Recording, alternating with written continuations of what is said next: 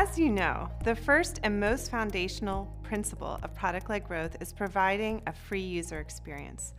Something AI technology is really good at is identifying patterns from large data sets, and product managers are always looking for patterns in their data. One relevant example here is determining the right set of features for your freemium product.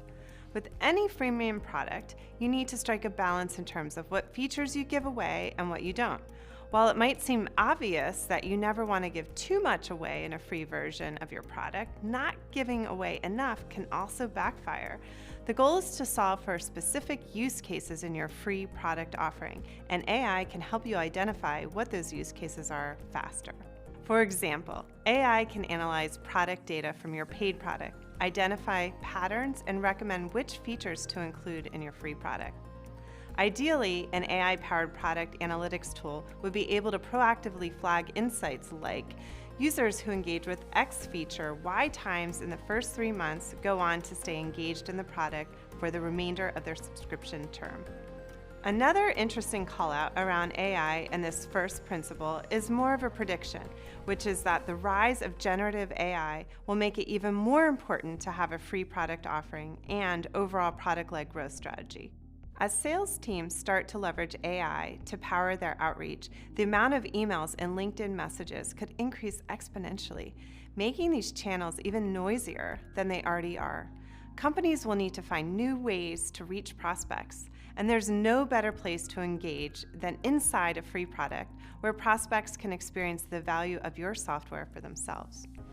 Now let's move on to the second PLG principle, delivering an aha moment as soon as possible. Although they are extremely powerful, it's not always simple to produce an aha moment. It has to be an amazing moment where the user figuratively or literally thinks to themselves, "I get it." With AI though, you can make aha moments happen in more ways and identify and test them at a much faster pace. An AI tool can analyze product usage data in combination with data on past conversions and upsells and identify potential aha moments. From there, you can quickly test these recommendations by building in-app onboarding flows or walkthroughs that introduce users to these features. After that, you can again leverage AI to analyze behavior data to determine if usage of those features correlates with higher engagement and even conversions. Another important way AI can help you drive more aha moments is with personalization. Chances are you have different types of users who find value in your product in different ways, and therefore have unique aha moments. For example, with our free product at Pendo, we might have users who are product managers and especially interested in our roadmaps feature. But we also might have users who are customer success managers and more interested in using our free offering to build in-app onboarding. These two types of users find value in our product in different ways, and thus have different moments when that value is realized.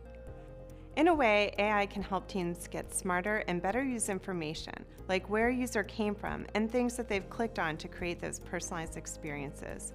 It's not that you couldn't do this without AI, but rather that AI makes it easier and allows you to identify and implement these insights faster.